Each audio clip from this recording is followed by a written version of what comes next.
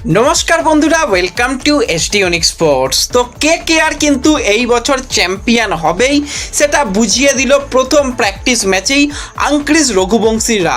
তো what a match, what a performance Angkrish Raghuvanshi দেখিয়ে দিল যে ইন্ডিয়ান প্লেয়ারদের উপর ভরসা করলে তারাও কিন্তু টিমকে জেতাতে পারে। তো অসাধারণ প্রথম প্র্যাকটিস ম্যাচ কিন্তু আমরা কেকেআরে দেখতে পেলাম। তো কোন প্লেয়ার কীরকম পারফরমেন্স করেছে, কোন প্লেয়াররা সবথেকে নজর কাড়া পারফরমেন্স করেছে, কাদের দেখে মনে হচ্ছে যে এখনও তারা ঠিকঠাক রেডি নয়, সমস্তটা নিয়েই আলোচনা রয়েছে এই ভিডিওতে। শুরু করার আগে একটাই রিকোয়েস্ট, চ্যানেলে যারা প্রথমবারের জন্য এসেছো মনে করে চ্যানেলটাকে সাবস্ক্রাইব করে নিও, তাহলে প্রিয় দলের খেলার সমস্ত আপডেট তোমরা এখানে পেয়ে যাবে। তো কেকেআর কিন্তু প্রথম প্র্যাকটিস ম্যাচ খেলে নিল, যেখানে কিন্তু ইন্ডিয়ান প্লেয়ারও ছিল এবং বিদেশি প্লেয়ারের মধ্যে 4 জন বিদেশি প্লেয়ার, সেখানে নিউজিল্যান্ডের 3 জন বিদেশি এবং ব্লেজিং মুজারবানি, তারা কিন্তু সবাই প্রস্তুতি ম্যাচ খেলে নিল। এবং প্রথম প্রস্তুতি ম্যাচেই আমরা দেখতে পেলাম রানের ঝড়, কারণ দুটো দলই কিন্তু দুর্দান্ত রান করেছে। আমরা কলকাতায় দেখতে পেলাম প্রথম প্র্যাকটিস ম্যাচেই কিন্তু 400 রান, তার মানে বোঝাই যাচ্ছে এবছরে ইডেনে 200 রান করে তো হবেই, যে কোনো ম্যাচে 200 রানের বেশি করতেই হবে দলকে।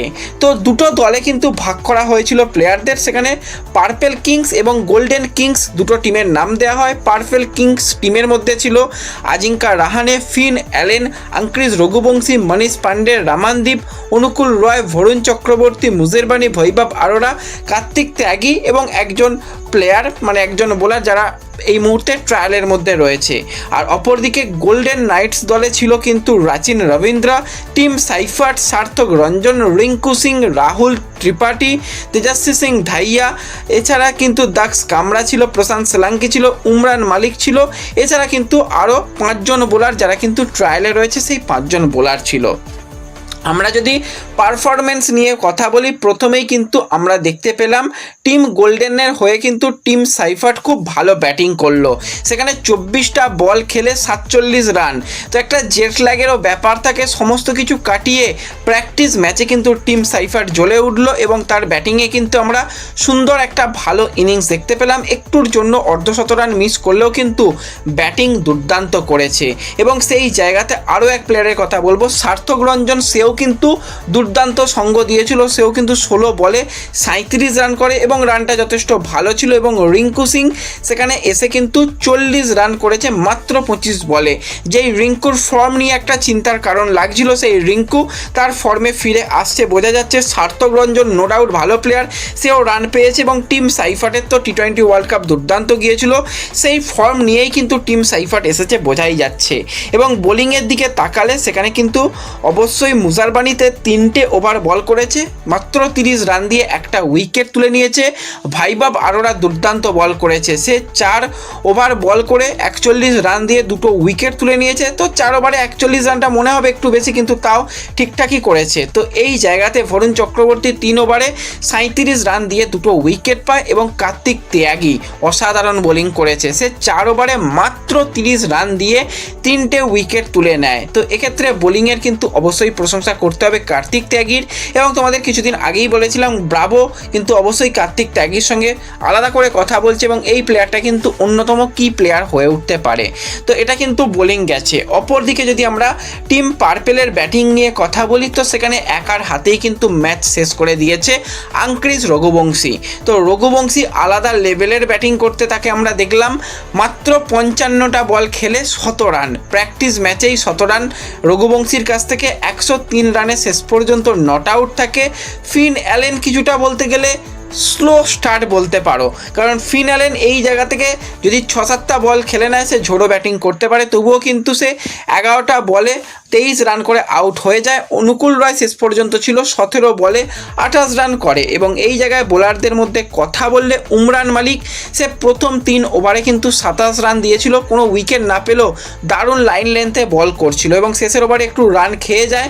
এছাড়া যদি আমরা কথা বলি প্রশান্ত সোলাঙ্কি, সে 3 ওভারে 23 রান দিয়ে একটা উইকেট উইকেট নিয়েছে সন্দীপ ওয়ারিয়ার, যে কিন্তু নেট বোলার হিসাবে রয়েছে। সে কিন্তু বড় উইকেট ফিন অ্যালেনের উইকেট নিয়েছে, 29 রান দিয়ে একটা উইকেট কিন্তু সন্দীপ ওয়ারিয়ার নিয়েছে।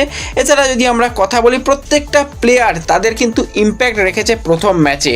সেখানে আমরা দেখতে পেলাম অবশ্যই রিঙ্কু সিং ভালো ক্যাপ্টেনশিপ করেছে, সে মোটামুটি টিমকে ভালো লিডারশিপ দিতে পেরেছে, সেটুকু আমরা দেখতে পেলাম। অপরদিকে যদি আমরা কথা বলি অবশ্যই প্রথম ম্যাচের হিসাবে কিন্তু বিদেশি প্লেয়ারদের মধ্যে হুসের বানি সে ঠিকঠাক বোলিং করেছে। অপরদিকে টিম সাইফার্ট সে তো দুর্দান্ত ব্যাটিং করেছে। রাচিন রবীন্দ্রা ব্যাটে রান পায়নি, সে খুব তাড়াতাড়ি আউট হয়ে যায়, সে রান করতে পারেনি, কিন্তু তাছাড়া কিন্তু প্রত্যেকটা প্লেয়ার খুবই ভালো করেছে। এবং এই জায়গায় যদি আমরা কথা বলি নন্দীপ সাইনি, সে কিন্তু খুব ভালো প্র্যাকটিসে বল করেছে। তোমাদের নন্দীপ সাইনির কথা জানিয়েইছিলাম যে সে কিন্তু প্র্যাকটিসে যথেষ্ট ভালো করছে। এবং রাহানে সে কিন্তু রান পায়নি, ক্যাপ্টেন রাহানে রয়েছে দলে, সে কিন্তু মাত্র 4 বলে 2 রান করে আউট হয়ে যায়। তো প্র্যাকটিস ম্যাচে আরেকটু ভালো করতে হবে কিন্তু রাহানেকে, সেটা বলাই যেতে পারে। এবং রাচিন রবীন্দ্রা সেও কিন্তু প্রথম ম্যাচে রান পায়নি, তো রাচিন রবীন্দ্রাকেও কিন্তু কিছুটা হলেও ভালো করতে হবে, কারণ রাচিন রবীন্দ্রার উপরও কিন্তু এই বছরে অবশ্যই একটা ভালো ভরসা করতে চাইবে দল, যে রাচিন রবীন্দ্রা যেন ভালো করে ব্যাটিং এবং বোলিং, যেটা লাস্ট ইয়ার মঈন আলী করছিল। আমরা দেখেছিলাম যে মঈন আলী ব্যাটিংয়ে যদি রান নাও পেত তাহলে বোলিং দিয়ে মেকআপ করে দিত, তো সেই জায়গাটায় কিন্তু ভালো করতে হবে। তো এখনও প্লেয়াররা আসা বাকি রয়েছে, সেখানে রাম্মান পাউল, সুনীল নারিন তারা দলে যোগদান করবে, ক্যামেরন গ্রিন যোগদান করবে। পুরো দল এসে গেলে আরও কিছু প্র্যাকটিস ম্যাচ খেললে এই কেকেআর কিন্তু অবশ্যই যে কোনো দলের জন্য সারপ্রাইজ প্যাকেজ হতে পারে, যে কোনো দলের জন্য চ্যালেঞ্জ এনে দিতে পারে যে কোনো মুহূর্তে। কারণ দলের কাছে একটা অবশ্যই অভিষেক নায়ার রয়েছে যে ডোমেস্টিক প্লেয়ারদের নিয়ে কাজ করতে ভালোবাসে। সেখানে আমরা দেখতে পেলাম অলরেডি ডোমেস্টিক প্লেয়ারদের মধ্যে কিন্তু প্রত্যেকটা প্লেয়ার পারফরমেন্স কিন্তু করে দিয়েছে। সেখানে কার্তিক ত্যাগীর কথাই বলো, সেখানে সার্থক রঞ্জনের কথা বলো, রিঙ্কুর কথা বলো বা প্রশান্ত সালাঙ্কির কথা বলো, প্রত্যেকটা প্লেয়ার কিন্তু প্র্যাকটিস ম্যাচে নিজেরা নিজেদের সেরাটা দেওয়ার চেষ্টা করেছে। এবং এই জায়গাতে অ্যাসিস্ট্যান্ট কোচ হিসাবে সেন ওয়াটসনেরও কিন্তু অনেকটা ভূমিকা থাকবে, যে বিদেশি প্লেয়ারদের নিয়ে অলরেডি আমরা দেখতে পাচ্ছি সেন ওয়াটসন রাচিন রবীন্দ্রার সঙ্গে আলাদা করে কথাবার্তা বলছে। এছাড়া টিম সাইফার্ট ফিন অ্যালেনদের সঙ্গেও কিন্তু দীর্ঘক্ষণ কথা বলতে দেখা যায়। তো আমরা জানি যে সেন ওয়াটসন একজন কোয়ালিটি প্লেয়ার ছিল, এই মুহূর্তে কিন্তু কোচিংটাও খুবই ভালো করাচ্ছে। এবং এই জায়গায় ফিন অ্যালেন বা টিম সাইফার্টের সঙ্গেও খুব ভালো সম্পর্ক রয়েছে, বিশেষত কিন্তু ফিন অ্যালেনের সঙ্গে খুবই ভালো সম্পর্ক রয়েছে। তো যদি এই ওয়াটসনের কথা অনুযায়ী যদি ফিন অ্যালেন নিজের খেলাটাকে ধরে রাখতে পারে তাহলে কিন্তু কেকেআরের ব্যাটিং অর্ডার দুর্দান্ত হয়ে যাবে। এবং মিডিল অর্ডারে কেকেআরের একটা সমস্যা হয়ে আসছে, আমরা দেখেছি যে স্পিনারদের খুব একটা ট্যাকেল করতে না পারা। ওভারঅল মিডিল অর্ডারটা কিন্তু লাস্ট ইয়ারটাও খুব একটা ভালো যায়নি। তো সেই জায়গায় আঙ্ক্রিজ রঘুবংশী আজকে মিডিল অর্ডারে এসে যে ব্যাটিংটা করলো, এটা কিন্তু কেকেআর দলের জন্য অবশ্যই একটা বড় ভরসা হবে। তো ওভারঅল কেকেআরের প্র্যাকটিস ম্যাচ তোমরা আশা করছি লাইভ দেখেছো, কীরকম এনজয় করেছো অবশ্যই আমাকে কমেন্টে জানিও। কোন প্লেয়ারের খেলা সবথেকে ভালো লেগেছে, সবথেকে ইমপ্রেসিভ পারফরমেন্স কোন প্লেয়ারের লেগেছে খেলা, অবশ্যই সেটা আমাকে কমেন্টে জানিও। ভিডিও ভালো লাগলে লাইক শেয়ার করে দিও, চ্যানেলে প্রথমবারের জন্য এলে সাবস্ক্রাইব করে নিও। দেখা হবে পরবর্তী ভিডিওতে, ধন্যবাদ।